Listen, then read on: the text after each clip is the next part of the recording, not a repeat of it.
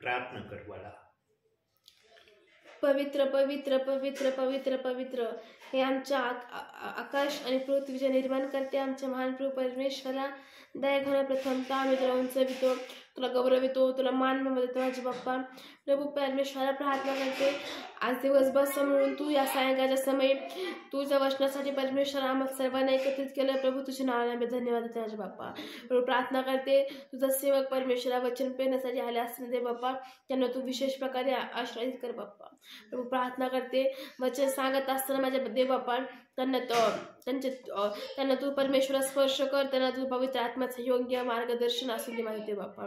आणि परमेश्वरा ते वचन ऐकत असताना तो आम्हाला चांगला असा आत्मा देते, ज्याने आम्ही ते वचन ग्रहण करून त्याप्रमाणे चाललोय माझा देव बाप्पा. प्रभू पगार अंकालच्या सांगते सोबती राधा एवढी स्नान शिबिराच्या धन्य तार नाम प्रभू येशू ख्रिस्त याच्या गौरव पवित्र नावाने केली म्हणून पितत्व आहे. प्रियांनो, ख्रिस्ती जीवन सगळ्या गोष्टींवर थोडं थोडं अवलंबून आहे. ख्रिस्ती जीवन असं नाहीये की एकाच गोष्टीवर अवलंबून आहे, बाकीच्या गोष्टी वर्ज्य करून देण्याचं. सगळ्या गोष्टींचा थोडा थोडा थोडा थोडा अंश भाग ख्रिस्ती जीवनामध्ये देव बाप्पाने ठेवलाय. आणि जर याच्यातली एखादी गोष्ट एखादा विश्वासणारा आपल्या भावी जीवनामध्ये करत नाही, तर त्याच्या ख्रिस्ती जीवनाला तो आनंद देवाकडून भेटत नाही, ज्या आनंदासाठी तो देव बाप्पाकड आपलं सर्व काही त्याने सोपवून दिलेलं आहे. जो देवाला पूर्णपणे आपल्या जीवनामध्ये खुश करील, स्वतःची हानी झाली तरी चालेल, पण देवाला उंच करण्याचं लक्ष ज्याचं असेल, त्या प्रियजनाच्या द्वारे देवबाप उंच झाल्याशिवाय राहणार नाही. आणि सर्वात महत्वाची बाब काय माहितीये का ख्रिस्ती जीवनामध्ये? अतिशय महत्वाची बाब, आणि त्या महत्वाच्या बाबीला बायबलमध्ये देव बाप्पाने तसं प्रमाणित करून पण ठेवलंय. ख्रिस्ती जीवनामध्ये आमचं बोलणं एकदम देवाला आवडणारं असं असलं पाहिजे. आमचं बोलणं कुचकं नसलं पाहिजे, आमचं बोलणं कपटाचं नसलं पाहिजे, आमच्या बोलण्यातून हेवा दिसला नाही पाहिजे, आमच्या बोलण्यातून लोभही प्रगट झालेला दिसला नाही पाहिजे. आमचं बोलणं कसं असावं ते बायबलच्या आत्म्याने बायबलमध्ये आम्हाला सांगितलं आहे. तो शब्द आपण काढूया आता.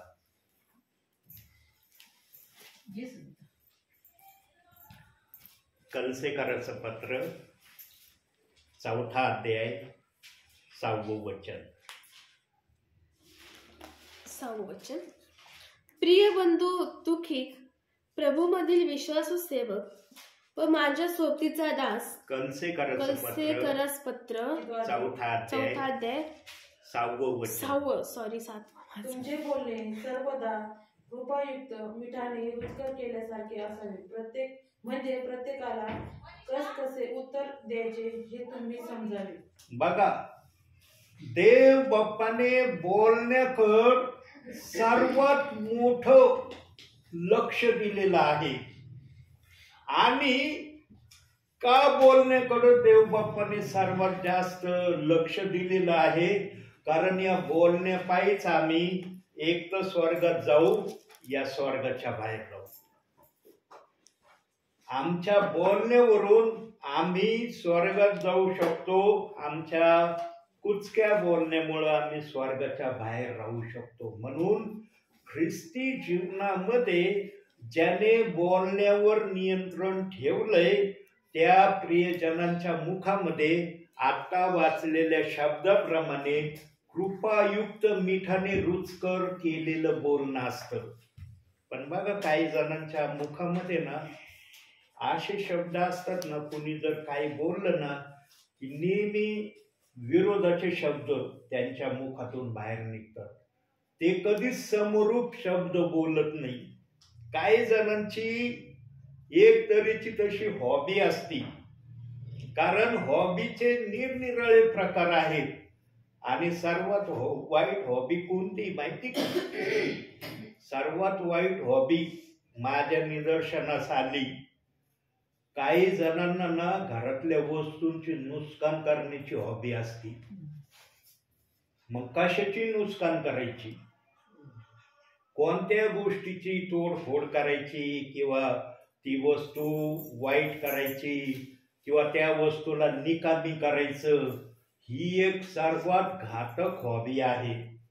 आणि या हॉबीमध्ये जे असतात ना प्रियांनो, ते प्रियजन जीवनात कधीच नीट वागत नाही.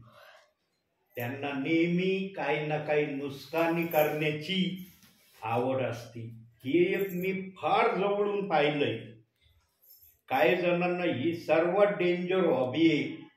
वस्तूंची नासधूस करणं, फाडणं किंवा तोडणं किंवा अन्य काही करणं, ही एक हॉबी माझ्या आता लक्षात आली. मी स्वतः ती अनुभवली.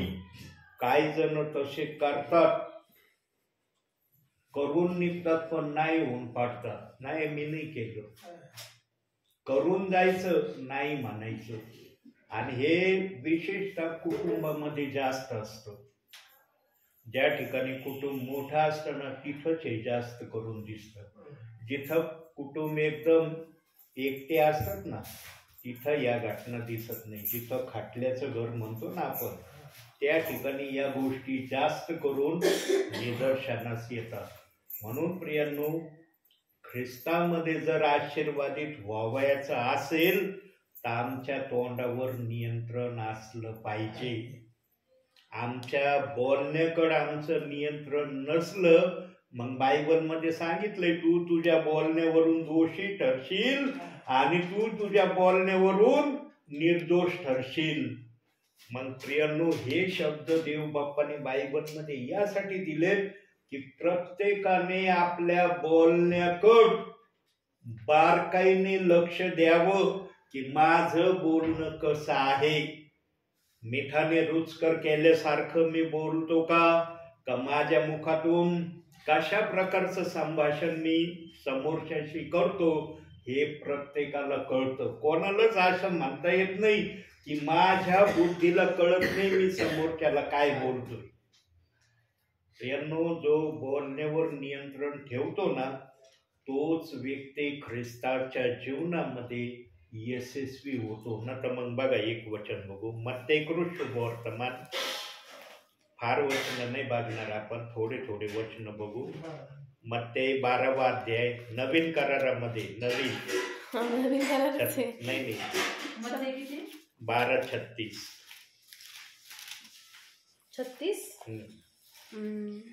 मी तुम्हाला सांगतो की माणसे जो जो व्यर्थ शब्द बोलतील त्याचा हिशेब त्यांना न्यायाच्या दिवशी द्यावा लागेल. बघितलं किती बोलण्याला महत्व देव बाप्पांनी ठेवलंय.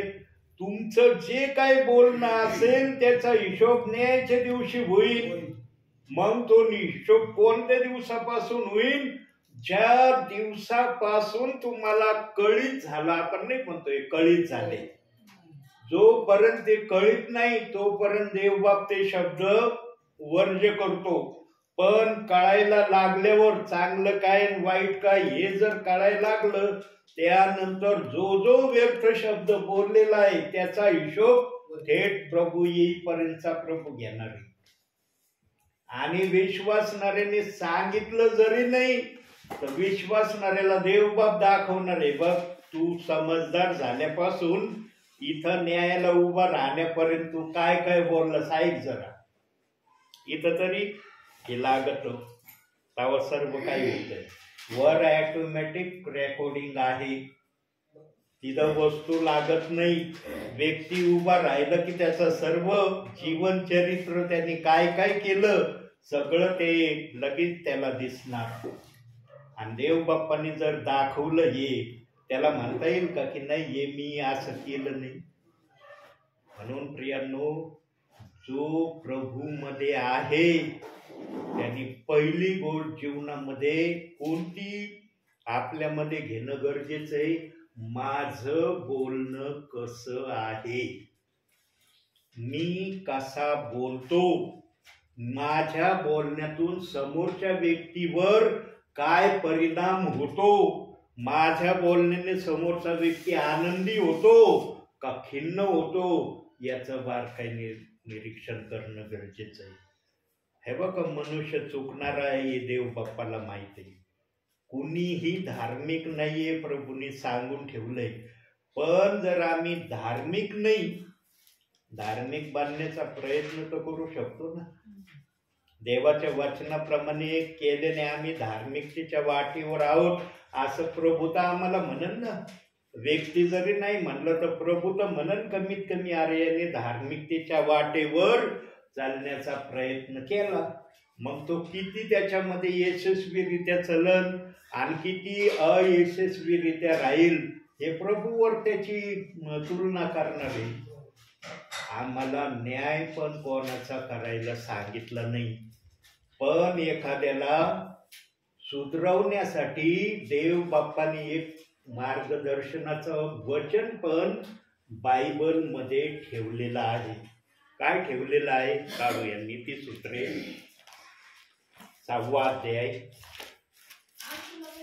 6वा अध्याय 8वा अध्याय 8वा अध्याय 33वा वचन 21. मजवर प्रीती करणाऱ्यांस मी संपत्ती प्राप्त करून देते, त्यांची भंडारी. 33वा वचन. सॉरी बोध ऐकून शहाणे व्हा, त्याच्या अवेर करू नका. बघा, बोध ऐकून शहाणे व्हा, त्याचा अव्यय करू नका. पण काय झालं ना, हा पण शब्द मान्य होत नाही. ते म्हणते यांच्याकडूनच आम्ही बोध घ्यायचा आणि यांचंच आम्ही ऐकायचं, इतके काय आम्ही आज्ञेने इतकी काय आम्हाला समज नाही का यांनीच आम्हाला बोध केल्यावर आम्ही समजदार होणार आहे आणि बोध करण्याच्या अगोदर काय आम्ही असमंजस आहेत का. निरनिराळ्या शंका कुशंका येतात. आणि या शंका कुशंका कोणाच्या मनात येतात माहितीये का? ज्यांचं बोलणं कुचका असतं ना, ज्यांचं बोलणं न आवडणारं असतं ना, त्यांनाच हा बोध आणि मार्गदर्शन नापसंत असतं. ते बोलून दाखवित नाही पण मनामध्ये ईर्ष्या ठेवतात. प्रियांनो, मी नेहमी माझ्या संदेशात सांगत आलोय आणि आज पण सांगतो प्रभूच्या नावाने, जो पटकनी बोलून मोकळा होतो ना त्याचं हृदय साफ आहे. जो पटकनी बोलून मोकळा होतो. पण जो बोलत नाही ना तो मनामध्ये राग ईर्ष्या द्वेष ठेवणारा आहे. तो बोलून दाखवत नाही ना, समजून घ्यायचं राग आणि ईर्ष्या यांच्या मनात आहे. म्हणून आपण नाही का म्हणतो फटकळ आहे बाबा स्वभावाने, पटकन बोलून जातो.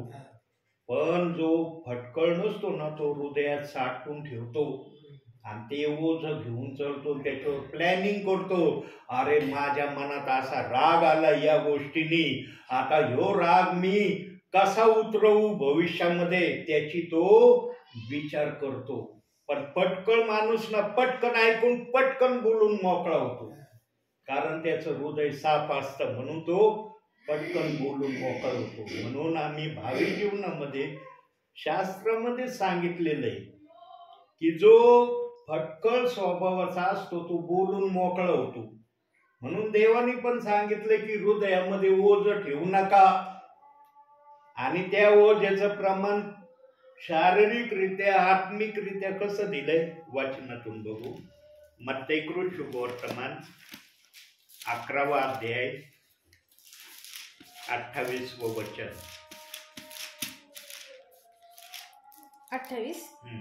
अहो कष्टी व भाराक्रांत जन हो, तुम्ही सर्व मजकडे या, म्हणजे मी तुम्हाला विसावा देईन.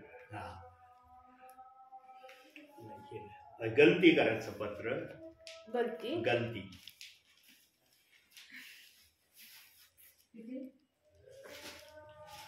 सहावा अध्याय 2रं वचन. एकमेकांची ओझी व्हा, म्हणजे तुम्ही ख्रिस्ताचा नियम पूर्ण करा. हे पण तेवढं सुख नाही, पण धरूया आपण या वचनाला थोडस, या बोलण्याच्या याला ते लागू आहे. आम्ही दुसऱ्यांचे ओझे घेऊन ते त्याचं निरसन करणारे असावे, दुसऱ्यांचे ओझे आम्ही हृदयात वागवणारे नसावे.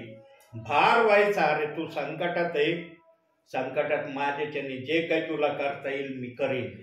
तू आजारात आहे, आजारपणात माझ्याच्याने तुला जे काही करणं मला शक्य आहे ते मी करन. असे जीवनामध्ये अनेक पेच प्रसंग येतात माणसावर. त्या पेच प्रसंगामध्ये आम्ही सहानुभूतीपूर्वक एखाद्याला सहाय्यतेच्या अपेक्षेने जे काही करतो तिथं हे मान्यत येतं की आम्ही एकमेकाचा भार वाहणारे, आम्ही दुसऱ्याला भार टाकणारे नसलं पाहिजे, आम्ही दुसऱ्याचा भार वाहणारे असलं पाहिजे. देव बाप्पाला भार वाहणारे आवडतात, भार टाकणारे आवडत नाही. म्हणून मत्ते 11:28 मध्ये म्हटलं की तुम्ही आपलं सगळे काय ओझे माझ्यावर टाका, मी तुम्हाला विसावते.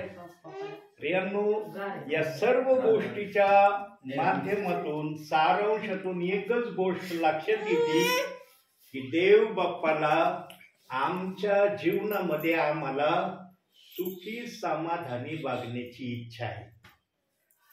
ह्या बायबलमध्ये जेवढे पण वचन दिलेत ना मनुष्याच्या अनुषंगाने, त्याच्या माग देव बाप्पाचा एकच हेतू उद्देश आहे की मनुष्याने आपल्या भावी जीवनामध्ये समाधानकारकरित्या माझ्या नावात राहावं आणि माझ्या वचनाला त्याने नेहमी सन्मान देणारा असावं. का दिलं देव बाप्पाने आम्हाला वचन?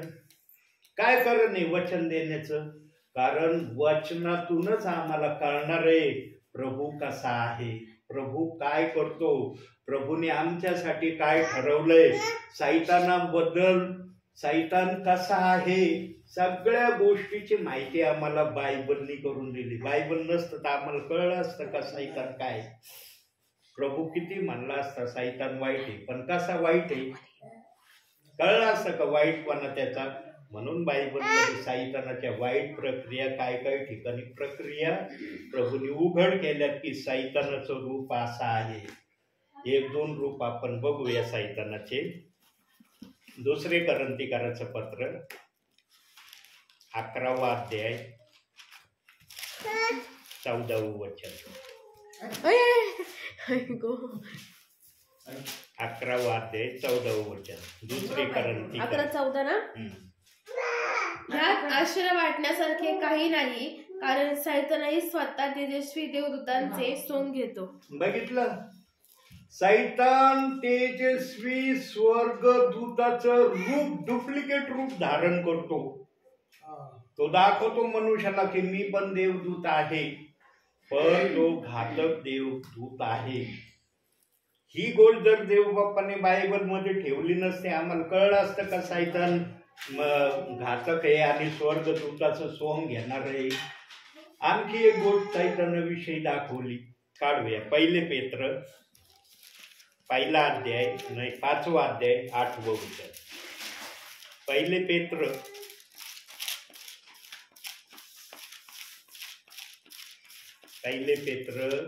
5वा अध्याय 8वं वचन.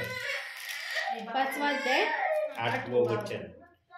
सावध असा, जागे राहा, तुमचा शत्रू सैतान हा गर्जणाऱ्या सिंहासारखा कोणाला गिळावे हे शोधित फिरतो. कळलं असतं का आम्हाला सैतान सिंहासारखं गरजणार आहे, डरकाळ्या फोडणार आहे. हे आम्हाला कशामुळं माहिती पडलं? देव बाप्पाने सैतानाचं स्वरूप बायबलमध्ये वचनातून जे देवाच्या आत्मेला योग्य वाटलं ते आमच्यासाठी ठेवलंय. तसं सैतानाचे जर अनेक नावं आहेत तर त्याचे अनेक कृत्य आहेत, पण देवाने सर्व सैतानाच्या वाईट कृत्य बायबलमध्ये ठेवले नाही. जे प्रभूला आवश्यक वाटलं तर म्हणता ताबला है ना, तर म्हणता ताबला जे ओळखील त्याप्रमाणे ठराविक वचन सैतानाचे बायबलमध्ये ठेवले. जुन्या करारात पण ठेवलेत, नवीन करारातही ठेवले. शब्दशः जर सगळे गोष्टी सैतानाच्या ठेवल्या असत्या तर हे बायबल किती मोठं झालं असतं सांगता येणार नाही.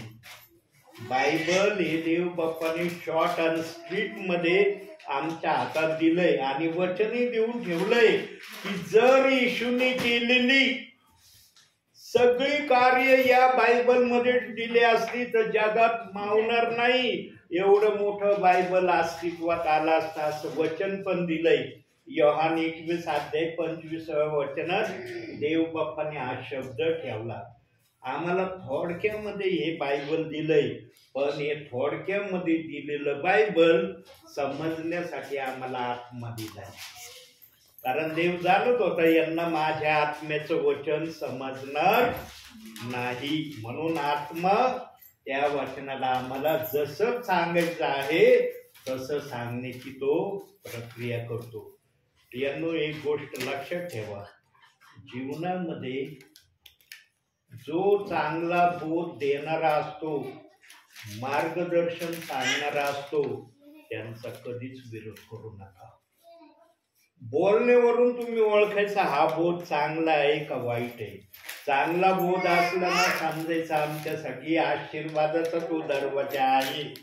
मग त्या दरवाज्यातून आत जायचं का दरवाजामध्ये उभं राहायचं हे तुमच्या हातात आहे. आत गेले तर आतलं दिसन तुम्हाला काय आतमध्ये, बाहेरच उभे राहिले तर आतलं दिसणार का तुम्हाला आतमध्ये काय आहे. तसं प्रियांनो, तुम्हाला जर स्वर्गात आले तर स्वर्गामध्ये काय प्रभूंनी ठेवले ते दिसन. स्वर्गाच्या बाहेर जर राहिले तर दिसन का देव बाप्पाने स्वर्गामध्ये काय ठेवलंय. दरवाजात असल्यावर समोरचं दिसन. समोर असं उभं राहिलं तर या दरवाजाच्या समोर जे काय दिसन, पण आजूबाजूचं दिसन का. आजूबाजूला देव बाप्पाने काय बनवलंय, कसं बनवलंय. म्हणून आम्हाला पूर्ण माहिती जर कोणत्या गोष्टीची हवी असेल तर आत जाणं गरजेचं आहे. म्हणून विश्वासणारे पण स्वर्गात यावे यासाठी सेवकांना प्रभू आजही पाठवतो. न सेवकाचं येण्याचं कारण काय. तुमच्या परिवारात कशाला येतात सेवक. तुम्ही प्रभूमध्ये आहेत ना. तुम्ही म्हणू शकता ना आम्ही प्रभूमध्ये. मग जर तुम्ही प्रभूमध्ये असूनही सेवकांना पाठवतो प्रभू, तर काहीतरी प्रभूच्या मनात असल्याशिवाय सेवक येतात का. कारण सेवकाच्या द्वारे विश्वासणारे जास्तीत जास्त मजबूत व्हावे आणि सैतानाच्या विरोधात चालणारे ते सक्षम बनावे. या कारणास्तव आज जगाच्या पाठीवर सेवक सेविका ब्रदर घरोघरी प्रार्थनेला येतात. न तर त्यांच्या मनात दुसरा काही हेतून उद्देश आहे का प्रार्थनेला येण्याचा. या उद्देशाशिवाय दुसरा उद्देश त्यांच्या मनात आहेच नाही प्रियांनो. आणि या उद्देशाला देव बाप्पाने ज्या स्थळापर्यंत ठरवलंय की माझे विश्वासणारे या स्थळापर्यंत यावे, त्या स्थळापर्यंत जाईपर्यंत सेवकाचं जाणं त्या परिवारामध्ये प्रभू करणार आहे. आणि जर हे करत असताना प्रभूच जर आला तर मग राहिलेल्या गोष्टी आम्हाला वर देव बाप दाखवी. ज्या गोष्टी सेवकाच्या माध्यमातून दाखवायच्या होत्या प्रभूला, ते आम्हाला डायरेक्ट स्वर्गामध्ये प्रभू दाखवी. आणि तिथं आत्म्याला असं शिकवावं नाही लागणार जसं मी आता बोलत आहे. तिथं आत्म्याला आपोआप प्रकाशन येईल. अरे देवाच्या मनात हे होतं, देवाच्या मनात ते होतं. अरे पृथ्वीवर हे सांगण्यासाठी सेवक येत होते. स्वर्गामध्ये ऑटोमॅटिक आत्म्याला सगळं काय देवाच्या मनातलं दिसणार आहे. का दिसणार आहे. कारण आत्मा पापी नसतो. आदमाचा जर आत्मा पापी असता तर आदमाला प्रभूने क्षमा केली नसती. आदमाचं शरीर पापी झालं होतं म्हणून आदमाला क्षमा केली. आत्मा आणि शरीर हे दोन गोष्टी आहेत. आत्मा कधीच म्हणत नाही पाप कर, बुद्धी म्हणते पाप कर. आत्मा बघा आतून ओरडतो एखाद्या विश्वासणाऱ्याला हे करू नको, हे करशील तर देवाला राग येईन. पण बुद्धी म्हणते नाही, काय नाही, तू देवाचा आहे. देवा मनुष्य पापी, देवाला कळतं तू हे पाप केलं तरी देवाला काही राग नाही येणार. या गोष्टीमुळे आज जगाच्या पाठीवर पाप उदयात जास्त येऊ राहिले. कारण आमचा देव पाप क्षमा करतो हे विश्वासणाऱ्यांना बायबलमध्ये कुठं ना कुठं माहीत आहे. देव बाप्पाने पाप्यांना क्षमा करण्याचं जरूर ठरवलं आहे, पण देवाने असं सांगितलेलं नाही की तू पापच करत राहा. पाप करत राहिलं म्हणजे मला आनंद होत राहील असं कुठंच बायबलमध्ये सांगितलेलं नाही. बघा बघूया आपण योहान करू शुभवर्तमान 8वा अध्याय 8वा अध्याय. 11 पासून खाली जरा वचन वाचा. ती म्हणाली, प्रभूजी कोणी नाही. तेव्हा येशू तिला म्हणाला, मीही तुला दंड ठरवीत नाही, जा, ह्यापुढे पाप करू नको. काय म्हणलं येशू? व्यभिचार करताना पकडलेल्या बाईला धोंडे मार करणारे जेव्हा निघून गेले तेव्हा येशू म्हणला, अरे बाई, तुला धोंड मार करणारे कुठे? ती म्हणली, सगळे गेले प्रभू. मग प्रभू पण तिला म्हणला, जा, मी पण तुला क्षमा करतो, पण यापुढे पाप करू नको. आमच्या येशूला फक्त पाप करणं आवडत नाही, आणि मनुष्य असा व्यक्ती आहे की त्याला पाप करण्यामध्ये आनंद होतो, मग ते पाप कशाही प्रकारचं असो. खोटं बोलण्यापासून पापाचा आरंभ आहे. मागच्या संदेशात मी सांगितलं, खोटं बोलण्यापासून पाप आरंभ होतं. व्यभिचार हे शेवटचं पाप आहे प्रभूच्या नजरेत, जे आता या वचनाप्रमाणे आम्ही पाहिलं. प्रियांनो, आम्ही आमच्या भावी जीवनामध्ये प्रभू आम्हाला स्वर्गात घेण्यासाठी उत्सुकता आहे, पण आम्ही स्वर्गामध्ये जाण्यास लायकीचे, पात्रतेचे आहोत हे आम्हाला देवाला सिद्ध करायचं आहे या पृथ्वीवर राहून. आणि असं सिद्ध करणारे, विश्वासणारे बनावे म्हणून सेवक आणखी त्यांना उत्साहित करण्यासाठी प्रभूच्या आत्मेने येतात. न तर कशाला आलो मी? आपल्या परिवारात कशाला आलो? तुम्ही मला म्हणू शकत नव्हते का, ब्रदर आम्ही प्रभूमध्ये आहोत, आमच्या इथं चर्च आहे, आम्ही चर्च अटेंड करतो, आम्ही सगळं काय देवाच्या वचनाप्रमाणे सगळं करतो, आम्हाला काय आवश्यकता नाही प्रार्थनेची. असं का नाही म्हणत तुम्ही? कारण देवाच्या आत्मेची इच्छा जी आहे त्या इच्छेच्या विरोधात कोणताही विश्वासणारा जाणार नाही. आणि जो विश्वासणारा देवाच्या कार्याच्या विरोधात जाईल त्याचं स्वर्गात जाणं किंतु परंतु मध्ये आहे. म्हणून विश्वासणारे कधीही सेवकाला, सेविकेला, ब्रदरांना विरोध करत नाही. आणि जे आशा येणाऱ्या दासांना, विश्वासणाऱ्यांना विरोध करतात त्यांच्यामध्ये किती देवाचा आत्मा आहे ते त्यांनाच त्यांचा आत्मा त्यांना सांगतो.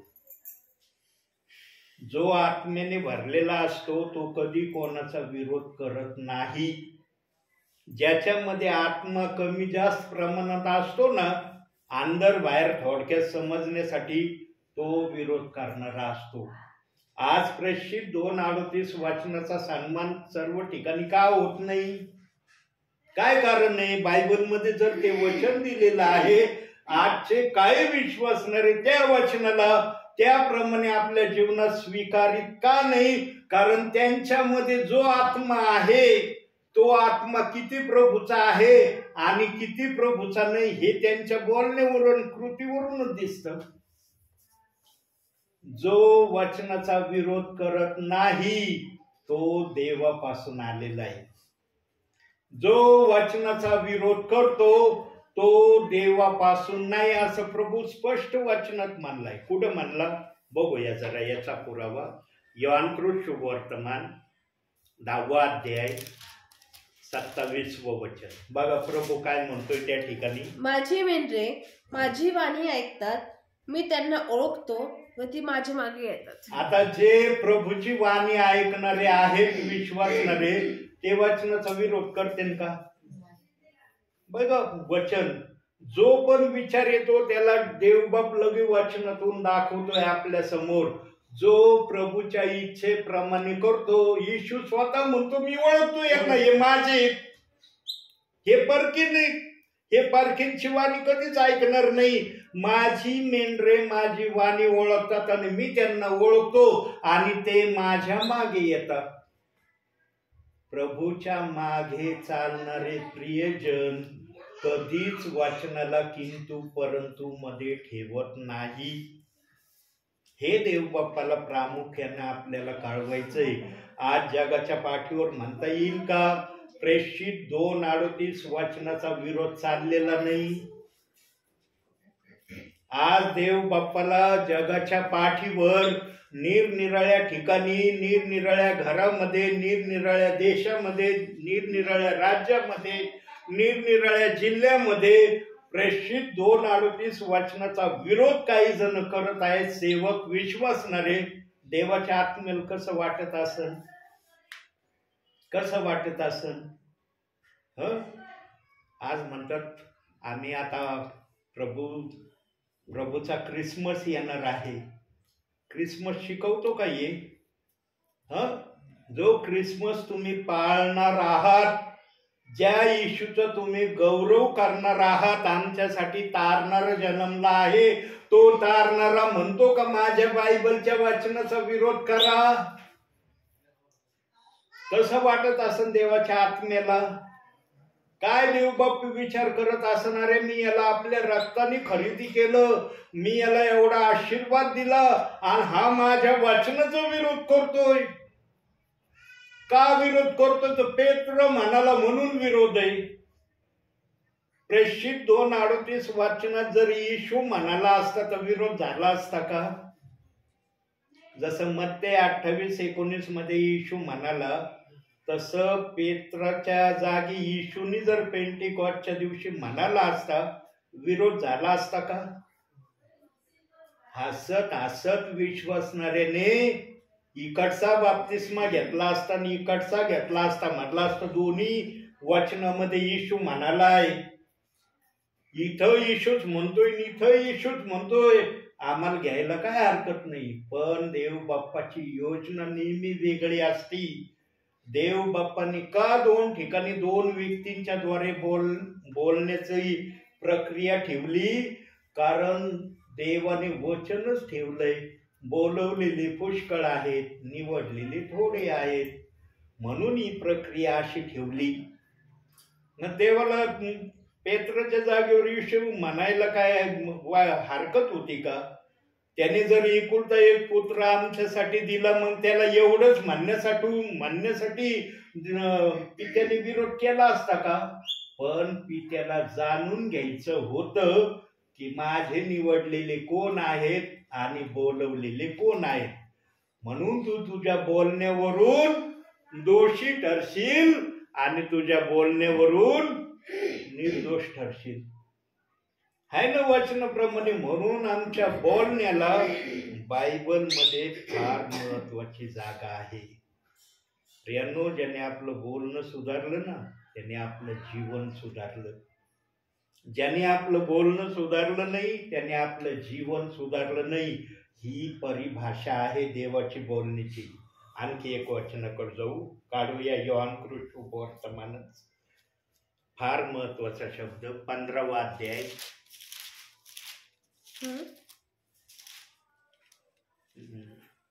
एक मिनिट, नाही 14वा अध्याय 15वं वचन. माझ्यावर तुमची प्रीती असली तर तुम्ही माझ्या आज्ञा पाळाल. आहे का प्रीती तुमची देवावर? मुखाने तर फार आम्ही म्हणतो मी फार प्रीती करणार आहे, फार प्रेम करणार आहे, जे वाटन ते करण्याची माझी तयारी आहे. देवबाप फक्त म्हणतो माझ्यावर जर तुझी प्रीती आहे तर माझी आज्ञा पाळ. आणि जो आज्ञा पाळतो तो देवाच्या वचनाचा विरोध करन का? सांगा आता. प्रीती करणारा व्यक्ती देवाच्या वचनाचा विरोध करन का? पण आजच्या भावी जीवनात चाललंय का असं? आज प्रेषित 2:38 वचनाचं नाव काढलं तर काही जणांना तो शब्द ऐकायची हिंमत होत नाही. तो शब्द ऐकला तर त्यांचं एकदम म्हणजे काय त्यांना होतं ते देवाला माहिती, त्यांना माहिती. इतका राग, इतका घृणा काही जणांना त्या रेफरन्सचा आहे. आणि जो आज्ञा पाळणार आहे, प्रीती करणार आहे, तो कधी म्हणून का मी प्रेषित 2:38 वचन नाही मानित? प्रीती आमची बोलण्यातून नाही, प्रीती आमची कृतीतून प्रगट झाली पाहिजे. नुसतं हा मी फार प्रेम करतो, फार प्रीती करतो, चांगली गोष्ट आहे, मुखाने बोलला ना फार उत्तम, तसं करून दाखव. आणि जो तसं करून दाखवतो त्याच्या समोर प्रेषित 2:38 वचन आल्यावर तो कधी म्हणन का मला या वचनावर माझं प्रेम नाही, मी प्रीती नाही करत या वचनावर. म्हणून देव बाप्पाने त्या वचनाला समजण्यासाठी निरनिराळ्या माध्यमातून देवाची वचन ठेवलेत आणि त्याला सांगण्यासाठी आत्मा सेवकाकडे पाठवलाय. मला माहित नव्हतं मी काय बोलणार आहे. मी सांगितलं ना, मी फक्त 5 वचन आणली, पण 5 वचनातून देवबाप अनेक वचन दाखवतो. कारण देवबाप्पाला माहिती आहे माझ्या दासाने मोजके वचन आणि निनावी संदेश तुम्ही ऐकत आहात. ज्याला नाव नाही, सांगितलं का विषय संदेशाचा मी की आज मी या विषयावर बोलणार आहे. सांगितलं विषय, बिगर विषयाचं मी बोलत आहे. पण जेव्हा हा संदेश मी रिपीट मध्ये ऐकल तेव्हा ज्या वेळेस मला देवबाप सुचवेन की या संदेशाला हे नाव दे, तेव्हा हा संदेश डाउनलोडला टाकला जाणार आहे. तोपर्यंत हा संदेश डाउनलोडला जाणार नाही. निनावी संदेशामधून विषय येतो आणि मग तो संदेश डाउनलोड होऊन आपल्यापर्यंत येतो. असा संदेश सांगणारा हा सेवक आहे. काही सेवक पहिला विषय सांगते, आज मी या विषयावर बोलणार आहे, पण मी कधीच माझ्या संदेशामध्ये म्हणत नाही मी आज या विषयावर बोलणार आहे. मी नेहमी विचाराच्या माध्यमातून आरंभ करतो आणि मग माझ्या वचनावर जेव्हा विचार येऊन थांबतो तेव्हा मग ते वचन दाखवायला मी सुरुवात करतो. प्रियांनो, जो आत्म्यापासून येतो तो आत्म्याचीच भाषा आत्म्यातून बोलतो.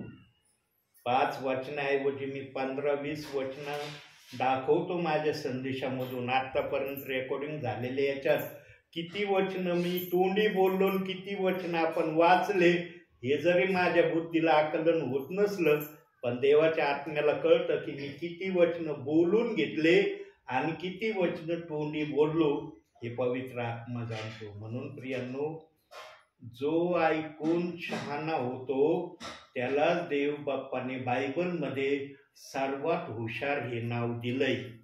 आता तुम्हाला ऐकून शहाणं व्हायचंय का नाही व्हायचं हे तुम्ही ठरवा. यांनो, शहाणे जर झाले ना तर टाळी देऊन सांगतो तुम्हाला मी प्रभूच्या नावाने, तुमचं स्वर्गात जाणं निश्चित झालं. कोणी काही म्हणू तुम्हाला, नाही नाही ब्रदर तुमचं जाणं होणार नाही वगैरे वगैरे, काही तुमच्या समोर प्रॉब्लेम उभ्या केले ना, देवाचा आत्मा तुम्हाला आतून स्फूर्ती देईल, तुझं जाणं स्वर्गात होईल. का होईल? कारण तुम्ही ऐकून शहाणी झाली. का देवाचा आत्मा सेवकाला पाठवतो? का तुम्ही ऐकायला बसलात? कारण तुम्ही शहाणे व्हावं म्हणून बसलात ना. तुम्हाला जर शहाणं नसतं व्हायचं, तुम्ही म्हणले असते नाही आम्हाला काही नाही गरज, संदेशाची गरज नाही, कशाची गरज नाही, आम्ही ऑलरेडी शहाणी म्हणले असते का नसते? म्हणून प्रियांनो, नेहमी देवाच्या गोष्टीकर जास्तीत जास्त लक्ष देण्याचा प्रयत्न. आणखी एक वचन बघू, रोमकारस पत्र काढू, 12वा अध्याय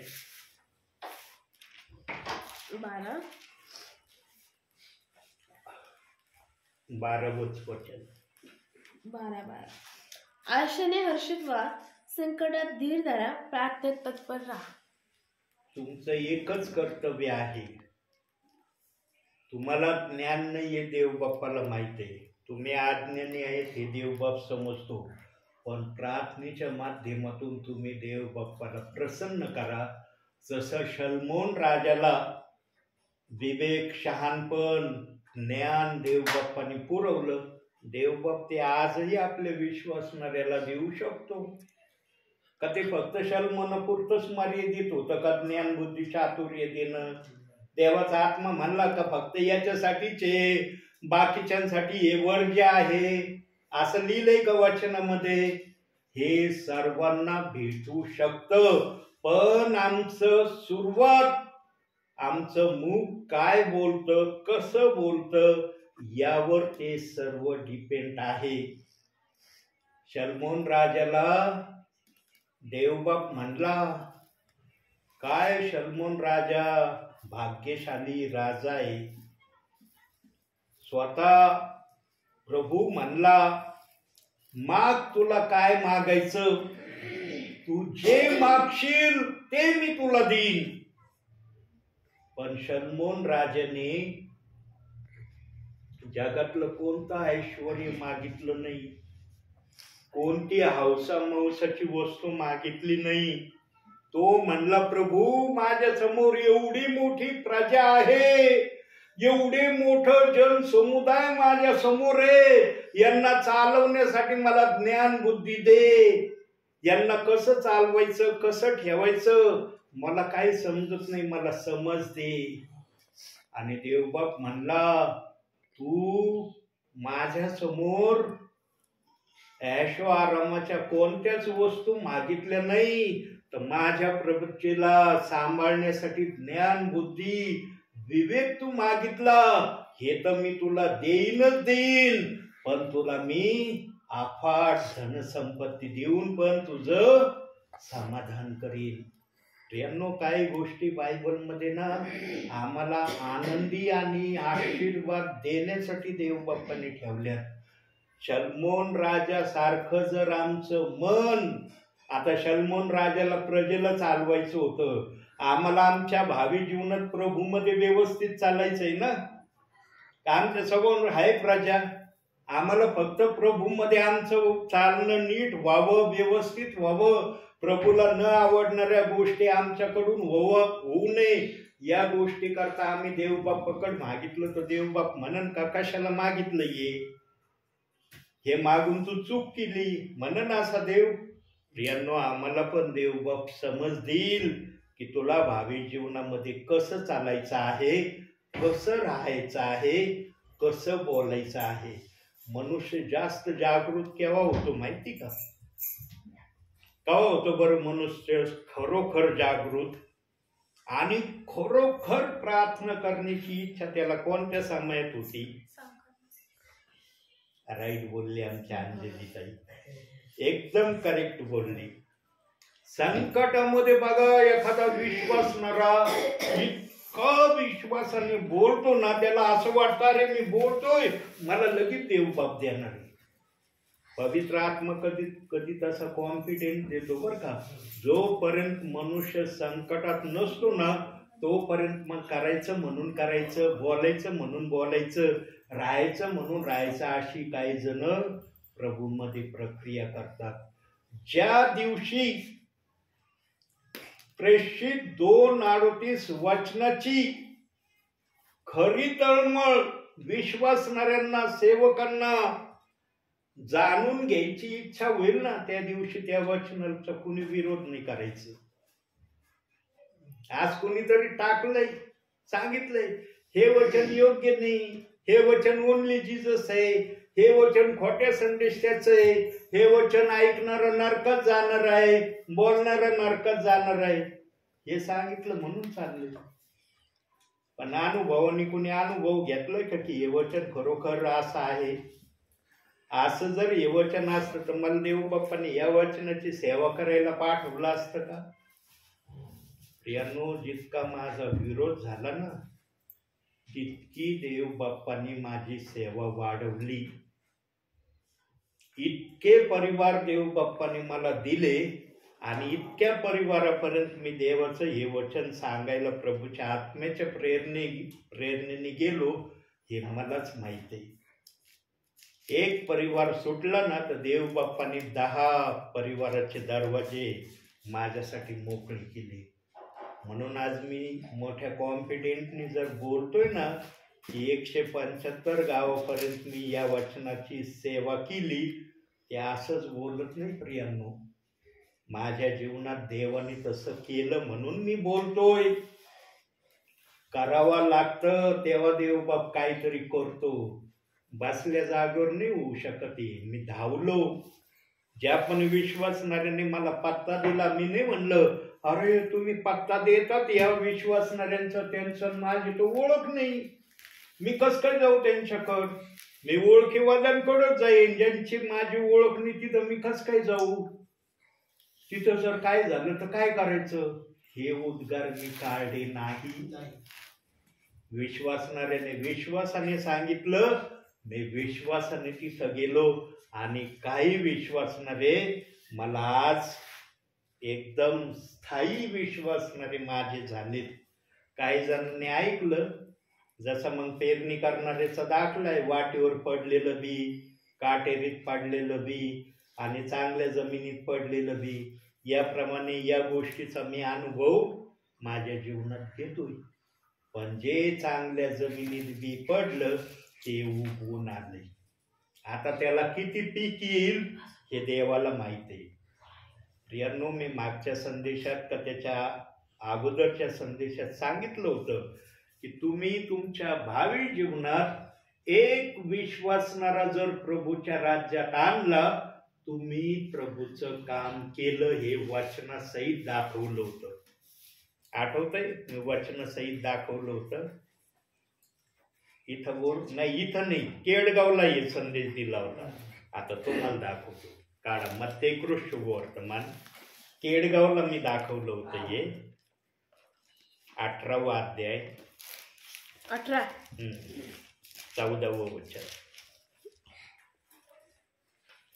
तसे या लहानांतील एकाचाही नाश व्हावा अशी तुमच्या स्वर्गातील पित्याची इच्छा नाही. बघा, एक विश्वासणाऱ्याचा जर तुम्ही नाश होऊ नाही दिला तर देव बाप म्हणतो, तू माझी सेवा केली, तू माझ्या इच्छेप्रमाणे माझ्या राज्यामध्ये राहिला.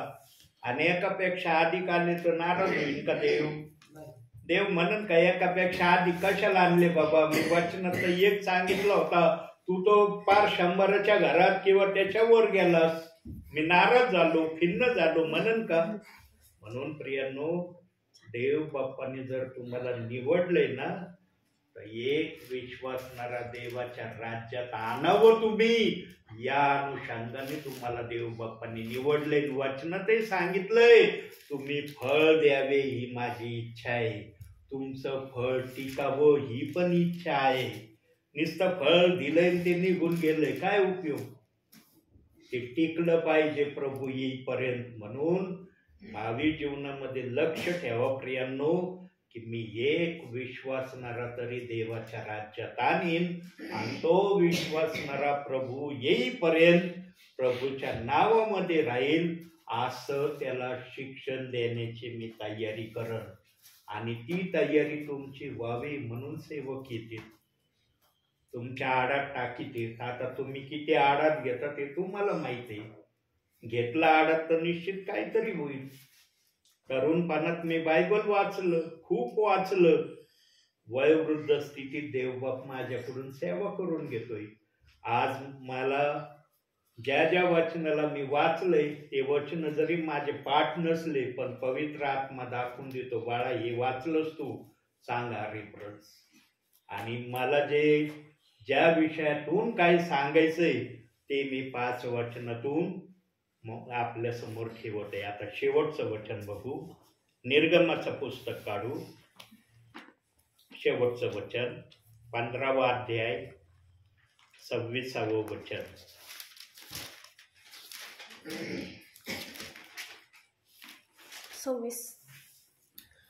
तू आपला देव परमेश्वर ह्याचे वचन मनापासून ऐकशील आणि त्याच्या दृष्टीने जे नीट ते करशील, त्याच्या आज्ञांकडे कान देशील आणि त्याचे सर्व विधी पाळशील, तर मिस्री लोकांवर जे रोग मी पाठविले त्यापैकी एकही तुझ्यावर पाठविणार नाही, कारण मी तुला मुक्त करणारा परमेश्वर आहे. कारण मी तुला रोग मुक्त करणारा परमेश्वर आहे. प्रियांनो, देव बाप्पाला कोणताही विश्वासणारा बिछाण्यावर असलेला आवडत नाही. आमचा देवबाप बिछाण्यावर विश्वासणारा झोपलेला असला ना, तो आमच्या प्रभूला मान्य नाही. आमच्या प्रभूला या गोष्टी कधीच आवडत नाही. का 38 वर्षाच्या पंगू व्यक्तीला बरं केलं? का 12 वर्ष रक्तस्रावी स्त्रीला देवबाप्पाने बरं केलं? जरी तिने येशूला पाहिलं नव्हतं, गोंड्याला स्पर्श केला, तरी येशू का म्हणला, कोणतरी माझ्या वस्त्राला शिवलंय? शिष्य म्हणले, प्रभू किती लोक तुम्हाला दाटी करत आहे आणि तुम्ही म्हणता माझ्या वस्त्राला कुणी शिवलं. हे बघा सगळी भीड. तरी येशू इतक्या कॉन्फिडेंटनी का म्हणला, कोणतरी माझ्या वस्त्राला शिवलंय आणि माझ्या शरीरातून शक्ती बाहेर गेली. मग त्या रक्तस्रावी स्त्रीला देवाचा आत्मा म्हणला, जा सांग तू. भीत भीत कापत कापत येऊन ती म्हणाली, प्रभू मी तुमच्या वस्त्राच्या गोंड्याला शिवले. प्रियांनो, आत्मा जर बरं करतो ना तर आत्मा बोलण्याची ताकद पण देतो. हे ते सिद्ध होतं त्या ठिकाणी. म्हणून प्रियांनो, का देवबाप म्हणला हा आजार मरणासाठी नव्हे तर देवाच्या गौरवासाठी आहे. वचनात का म्हणला, योहान 11:2 मध्ये वचन का म्हणला देवबाप, कारण आमच्या देवबापाला आजारी लोक नापसंत आहेत. कुठपर्यंत नापसंत आहेत माहिती का? जोपर्यंत आजारी व्यक्ती देवाच्या वचनाप्रमाणे करण्याची तयारी दाखवत नाही तोपर्यंतच तो व्यक्ती आजारी आहे. ज्या दिवशी तो व्यक्ती देवाच्या वचनाप्रमाणे करण्याची तयारी दाखवील तो व्यक्ती बरा झाल्याशिवाय राहणार नाही. 38 वर्षाचा पंगू व्यक्ती इतकं धडपड करायचा, त्या पाण्यात उतरायची, लगुलाई करायचा, पण त्याला जाता येत नव्हतं. म्हणून येशूने ओळखलं याला जाता येत नाही. म्हणून तो मला उठ, आपली बाज घेऊन चालू लाग. आणि लगेच तो पंगू व्यक्ती उठला आणि बाज घेऊन चालायला लागला. प्रियांनो, आमच्या प्रभूला कोणतीही गोष्ट असंभव नाही. आमच्या अंकल पण जर प्रभू बोललाय बरे होणार आहे तर बरे होणारच आहे. पण आमच्या अंकल किती वचनाप्रमाणे देवासमोर स्वतःला आणीत आहे याचं परीक्षण देवबाप वर स्वर्गात करत आहे. ज्या दिवशी देवबापाला दिसल अरे माझे विश्वासणारी व्यक्ती माझ्या इच्छेप्रमाणे करत आहे, त्या दिवशी कोणती गोष्ट देवबाप यांच्या शरीरावर पाठविल आणि यांना आरोग्य भेटन मला सांगता येणार नाही. पण आरोग्य भेटणार हे मात्र निश्चित आहे.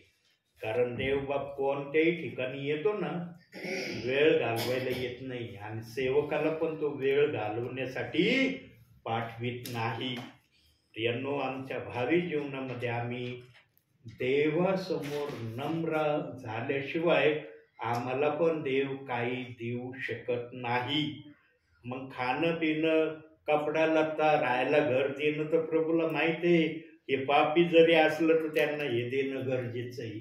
हे जर नाही दिलं तर मनुष्य राहीन का जगामध्ये? सांगा, कोणता मनुष्य राहीन जर देवबापांनी या 3 गोष्टी कुणाला पुरवल्या नाही तर कोणाला जगता येईल का? म्हणून देवबाप सर्वांना हे देतो. पण देवाची एक इच्छा आहे, मला ओळखा, माझ्याप्रमाणे चला. म्हणून वचनात सांगितलं, मी तुला रोग मुक्त करणारा परमेश्वर आहे.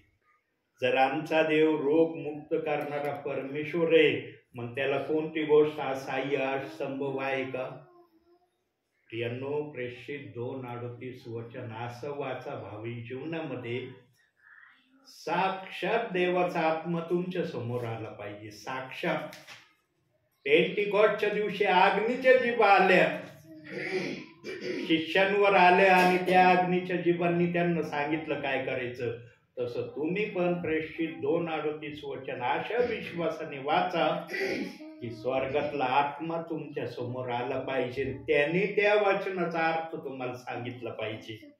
आज तुमच्या मनात त्या वचनाविषयी काय असेल ते मला नाही माहिती, पण देवाला माहिती आहे. आणि त्या दिवशी आत्मा सांगल हे वचन किती गोल्डन आहे आणि हे वचन पाळणारा खात्रीने स्वर्गात येणार आहे. जेव्हा पवित्र आत्मा बोलल ना तेव्हा तुम्ही विश्वास ठेवता. मी तुम्हाला सांगितलं ना, सर्वात वाईट निंदा प्रेषित 2:38 वचनाची करणारा मी होतो. माझ्यासारखी निंदा आहे ना आजच्या या नगर जिल्ह्यात आणि कुठंच कुणीच केली नसल. एवढं जर डेअरिंगचा खात्रीचा शब्द मी बोलतो तर मग मी किती त्या वचनाच्या विरोधात वागलो असन याचं परीक्षण तुम्ही करा.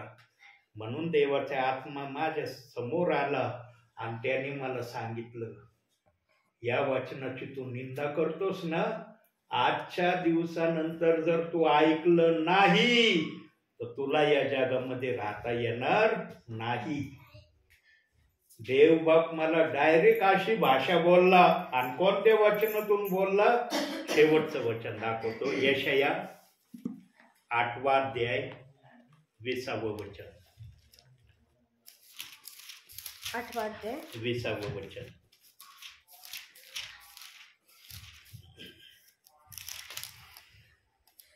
धर्मशास्त्र व विधी यांकडे पहा, याप्रमाणे ती न बोलल्यास त्याकरिता निश्चय प्रभात समय नाही.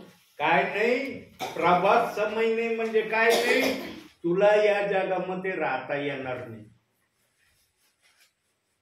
आणि त्यावेळेस जेव्हा हे वचन माझ्या समोर आलं ना, मला ताबडतोब या वचनाचा अर्थ कळला. पवित्र आत्म्याने ताबडतोब या वचनाचा अर्थ मला कळू दिला. मी हात जोडले, म्हणलं प्रभू माझी तर एकच इच्छा आहे, मी तुझी पवित्र सेवा करावी. मग प्रभू म्हणला आजच्या दिवसानंतर प्रेषित 2:38 वचनाला जाणून घेण्याचा प्रयत्न कर. आणि मग मी या वचनाकडे आलो. आणि मग या वचनाला प्राप्त करण्यासाठी माझ्या डोक्यात देवबापांनी बुद्धी ठेवलेली. मी त्या बुद्धीचा वापर केला. आत्म्याने मला सहाय्य केलं, म्हणून आज मी या वचनाचा सेवक झालो. काहीतरी मी झळा खाल्ल्या म्हणून सेवक बनलोय. नुसतं वचन स्वीकारलं लगेच सेवक बनलो नाही. फार कष्ट घेतले, समजून घेतलं या वचनाला. या वचनाची सेवा करायची माझ्याजवळ काहीतरी असलं पाहिजे. कुणी जर प्रश्न केले तर मला उत्तर देता आलं पाहिजे. नवीन नवीन आशे विश्वासणारे मला प्रश्न विचारायचे, तर मी कधी कधी त्यांच्या प्रश्नाला ऐकून घाबरून जायचो. मी म्हणायचो काय यांच्याजवळ प्रश्न आहेत, माझ्याजवळ उत्तर नाही. निराश व्हायचो मी त्यांना एकच शब्द द्यायचो, पुढच्या वेळेला आलो ना याचं उत्तर देईल. आणि मग जे याच्यामध्ये मुरलेले सेवक आहे त्यांना मी हे प्रश्न सांगायचो, ते मला उत्तर सांगायचे थोडक्यामध्ये. आणि जेव्हा पुढच्या वेळेला मी तिथं प्रेयरला जायचो त्यांना त्या प्रश्नाचं उत्तर मी द्यायचो. पण त्यावेळेस मी लिहून ठेवायचो, वहीवर लिहून ठेवायचं यांचा प्रश्न आणि त्याचं उत्तर काय थोडक्यात ते खाली लिहून ठेवायचो मी. आणि ते मी वाचायचो आणि मग प्रार्थनेला जायचो. अशा प्रकारे मी प्रेषित 2:38 वचनाला उंच करत करत गेलो. आज माझं ते वचन पूर्णपणे माझ्या जीवनात आलंय. कोणी काही प्रश्न विचारला मला बोलता येतं. मला जरी ते मी आत्मसात केलेलं नसलं, पवित्र आत्मा मला दाखवतो बाळा हे बोल, हे त्याचं उत्तर आहे. आणि मी आत्म्याच्या प्रेरणेने बोलल्यावर समोरचा व्यक्ती पुन्हा प्रश्न करत नाही. म्हणून मी नेहमी सांगतो आडत असलं तर पावऱ्यात येईन, आडतच नाही कुठून येईन पावऱ्यात. म्हणून या आडात मी भरून ठेवलंय. पवित्र आत्म्याला मदत मागतो, काढ याच्यातून दे यांना. फक्त 5 वचन काढले. 5 वचनावर किती वेळ झाला बाळा? 1 घंटा. 1 घंटा झाला 5 वचनावर मी बोलत आहे. सांगा 5 वचनातून 1 घंटा बोलणं शक्य आहे का कोणाला? ते वचन वेगवेगळे काढले. असं नाही की हे लाईनशीर 5 एकाच पुस्तकातून काढलेत वचन त्याच्यातूनच बोलतोय. वेगवेगळ्या पुस्तकातून हे वचन काढलेत. किती मला वेळ लागला असेल वचन काढायला, की हेच वचन या वचनाला संलग्न आहे. जे वचन मी काढलं, तुमचं बोलणं मिठाने रुचकर कृपायुक्त असलं पाहिजे. या अनुषंगाचेच वचन जुन्या करारातून नवीन करारातून 4च वचन काढली. किती वेळ गेला असेल मला.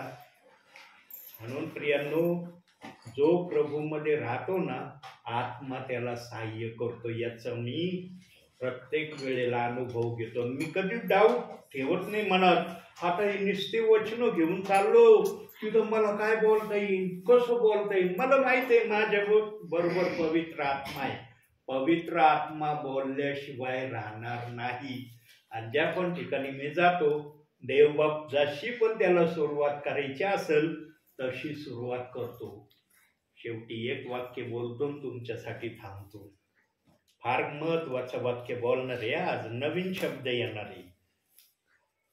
प्रियांनो, किती महिने झाले आपल्याकडे मी येतोय मला माहिती नाही, देव बाप्पाला माहिती. जेव्हा पण देव बाप्पानी मला आपल्या परिवारात आणलंय, काही ना काही वचनातून आपल्याला देव बाप्पाने दिलेलं आहे. म्हणता येईल का तुम्हाला की या सेवकांनी आम्हाला खरं काहीच दिलं नाही वचनातून? येईन का म्हणता? कधी जर काही जरुरी काम असलं तर फक्त प्रार्थना करून मी गेलो, तो भाग वेगळा आहे.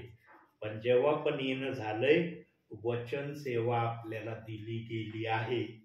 तुम्ही जी पण वचन सेवा ग्रहण केली, आपल्या जीवनाची टॅली आता जरी काढता नाही आली, घरी गेल्यावर झोपण्या अगोदर 1 मिनिटाचा वेळ द्या आणि फक्त तुलना करा की मी माझ्या भावी जीवनामध्ये पास्टरांच्या द्वारे जे वचन ऐकलं त्या वचनाप्रमाणे करण्याची मी 100 किती % तयारी प्रभूला दाखवली. एवढा फक्त प्रश्न प्रभू समोर ठेवा. देवाचा आत्मा बरोबर दाखविल तुम्हाला तुम्ही किती % देवाच्या ऐकलेल्या वचनाप्रमाणे करण्याची तयारी प्रभूला दाखवली. पण हे विश्वासाने तुम्ही देव बाप्पा समोर ठेवलं तर देव बाप्पा विश्वासाने तुम्हाला दाखवेल तुम्ही किती % ऐकलेल्या गोष्टीप्रमाणे करण्याची तयारी प्रभूला दाखवली. आणि जेव्हा प्रभूला आवडणारी तयारी तुमच्याकडून प्रभूला दिसेल, त्या दिवशी बघा तुमच्या जीवनात काय होते. तीच घटना अंकलांच्या जीवनात होणार आहे. ज्या दिवशी प्रभूच्या इच्छेप्रमाणे प्रभूला आमच्या अंकलांचं वागणं दिसल, त्या दिवशी त्यांचा बिछाना बदली झाल्याशिवाय राहणार नाही. जे स्तोत्र 42 मध्ये प्रभू बोललाय, मी तुमचा बिछाना बदलणारा देव आहे. अंकलांचा बिछाना बदली होणार आहे, पण अंकल त्या बिछाण्याच्या ठिकाणापर्यंत आतापर्यंत पोहोचलेले नाहीत. आणि अंकलांनी त्या बिछाण्यापर्यंत पोहोचावं म्हणून देवाचे सेवक आपल्यापर्यंत येत आहेत. आमच्या देवाने जर बिछाना बदलण्याचा शब्द ठेवलाय ना, तर आमचा देवबाप बिछाना बदलल्याशिवाय राहणार नाही. पण तुम्ही किती त्या बिछाण्यापर्यंत स्वतःला आणलेलं आहे याचं परीक्षण देवबाप स्वर्गातून करतोय. म्हणून भावी जीवनामध्ये असं वागण्याची तयारी प्रभूला दाखवा की ज्या तयारीला पाहून देवबाप तुम्हाला आशीर्वाद देण्याची तयारी करण्याची सुरुवात करेल. म्हणून आजच्या या छोट्याशा संदेशातून देवबाप तुम्हाला आणि मला भरपूर आणि भरपूर आशीर्वाद देव. आमेन.